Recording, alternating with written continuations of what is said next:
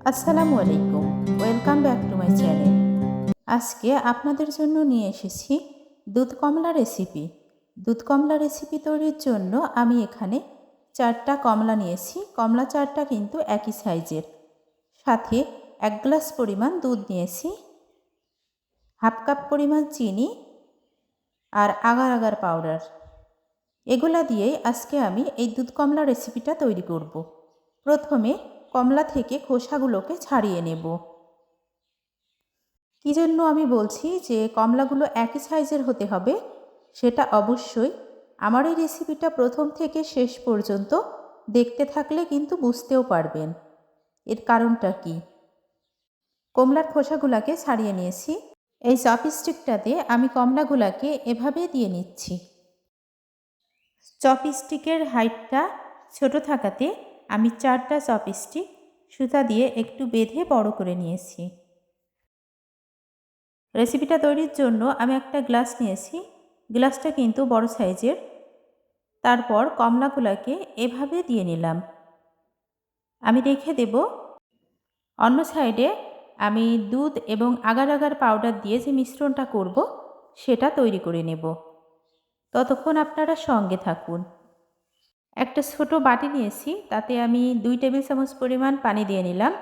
1 চামচ থেকে একটু উঁচু উঁচু আগার আগার পাউডার দিয়ে নেব। তারপর পানির সাথে আমি আগার আগার পাউডারটাকে মিশিয়ে নেব।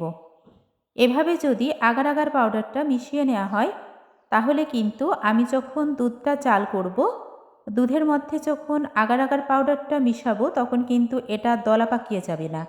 আর যদি শুকনা আগার আগার পাউডারটা আমি চাল করা দুধের মধ্যে দিয়ে দিতাম, তাহলে কিন্তু দলা পাকিয়ে যেত। 1 কাপ লিকুইড দুধ আমি এই কড়াইয়ে ঢেলে নিচ্ছি। তারপর হাফ কাপ পরিমাণ যে চিনি নিয়েছিলাম, চিনিটাও দিয়ে নেব। আগার আগার পাউডারের যে মিশ্রণ তৈরি করে নিয়েছি পানি দিয়ে, এই পর্যায়ে সেই মিশ্রণটা অ্যাড করে নেব। তারপর খুব ভালোভাবে সবগুলো উপকরণকে মিক্সড করে নেব। এভাবে যদি আপনারা দুধ কমলা এর রেসিপিটি তৈরি করেন, একেবারেই কিন্তু পারফেক্ট হবে। চুলায় আমি কড়াইটি বসিয়ে দিয়েছি।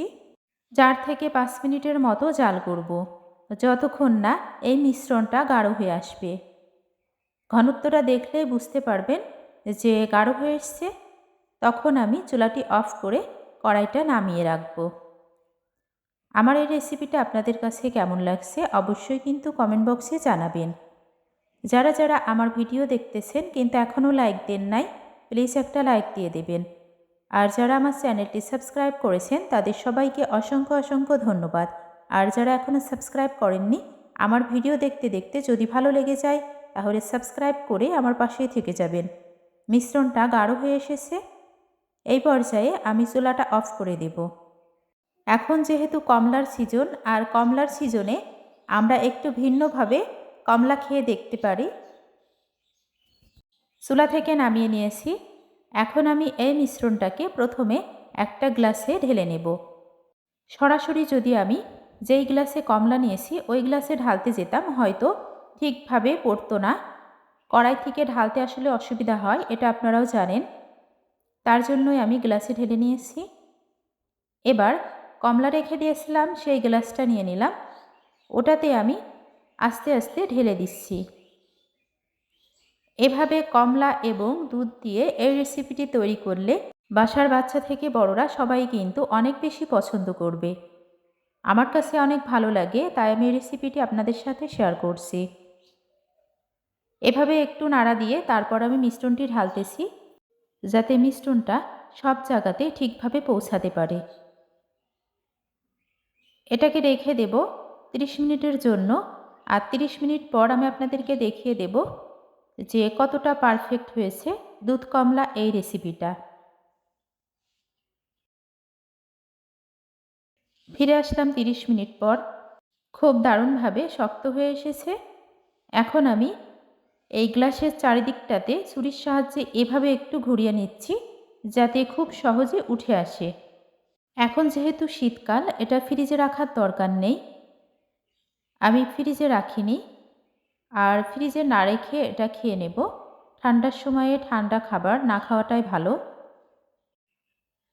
গ্লাস থেকে আমি এটাকে বের করে নিয়েছি। কতটা কালারফুল হয়েছে দুধ কমলা এই রেসিপিটা, সেটা কিন্তু দেখেই বোঝা যাচ্ছে। এবার আমি ছোট ছোট পিস করে কেটে নেব।